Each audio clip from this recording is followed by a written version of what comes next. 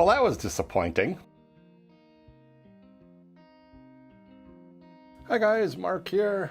MMR Trains and More. We'll kind of skip the whole preamble today. You know what to do. If you like the video, come on back next week or subscribe. We had the operating session last Saturday, and man, you know, we're hundreds of operating sessions into, I suppose, my model railroading career, but you know, every so often you get a dud. And not because of the people that were here or the trains that were moved, but what I expected to see from the layout. So let me explain a little bit about what happened and what didn't happen, and maybe some tips on how you can make your own operating sessions, at least have an attempt to meet your expectations as a layout owner and builder.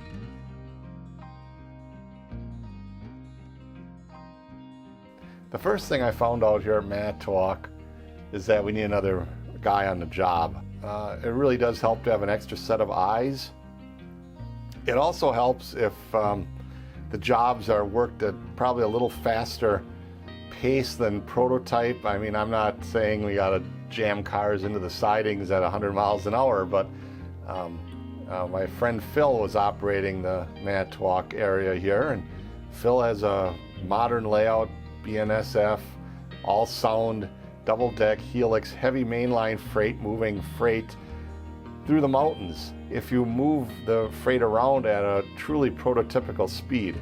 And like I say, that his layout features full sound. He likes manual notching. He likes to get the most benefit out of all these new sound locomotives, where of course here there is no sound on the railroad. And I think the original guys that I built the group with were guys that probably switched at a faster than prototype speed. You know, these are guys that are coming out of the Lionel train era back in the 40s and 50s at the time. So it's just a different internal clock going. The idea of manual notching and slowly moving cars around the way that we like to do it today on many railroads, that wasn't really a concept, you know, for them. And unfortunately, the jobs here that I have at Manitowoc, if one person is to do them all, at least the ones required to keep the rest of the railroad flowing in 4 hours, it's probably going to take it's going to take two guys for sure, one to help, possibly another switch job. So these are, you know, ideas I'll have to explore going forward.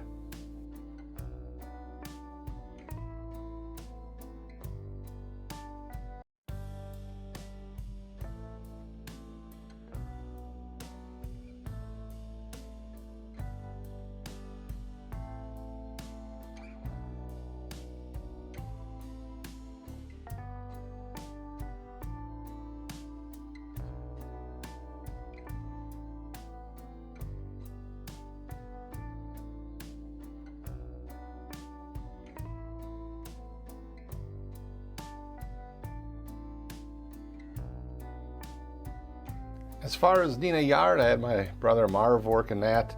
That worked fine. I mean, there were really no issues at Neenah. The through freights came through on time. That worked out okay. There were just a few hang-ups with the car number. Of course, I was talking about the computer programs in a previous video, and like any other computer job, you know, garbage in, garbage out. And over the last year or so, I've been working on upgrading the car fleet. And as I do that, of course, you have to enter car numbers into the program. And I've noticed myself on 2 instances here, got a number wrong. You know, a 6 should have been an 8, or a 5 was actually a 4. And it happens. You know, the old fingers on the keypad, sometimes you have to really double check what you're doing. So some operator error that I was frustrated on, you know, on my part, in this case for sure. So, you know, had to get that fixed right away. Might as well fix it while it's fresh in the old memory. The Waupaca job went really fine. I mean, there was no problem there. It's a way freight job.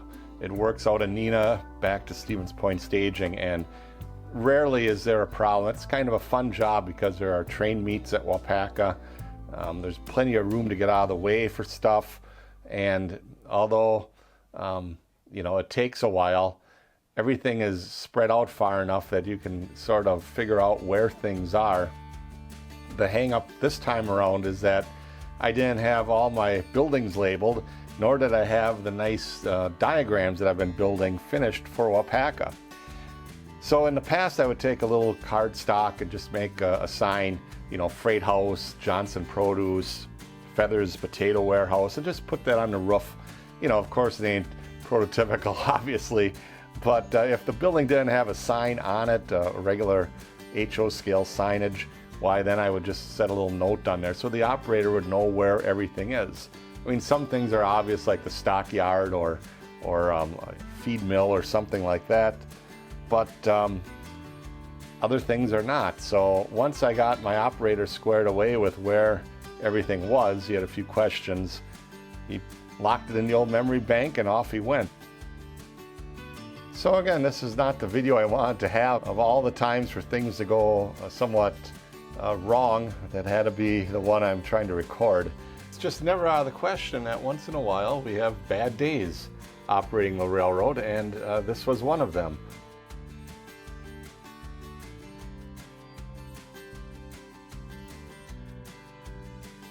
So there you have it, sort of a disheartening effort last Saturday, but I promise that we're going to get another crew over here sometime this winter and have a better video of operations down here.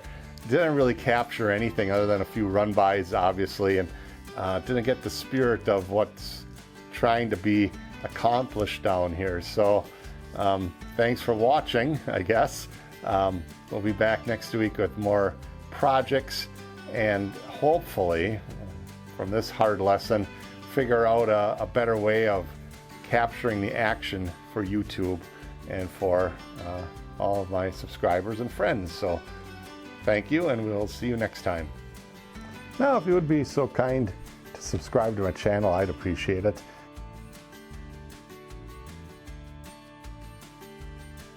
Thank you for tuning in today, and we'll see you down the rails.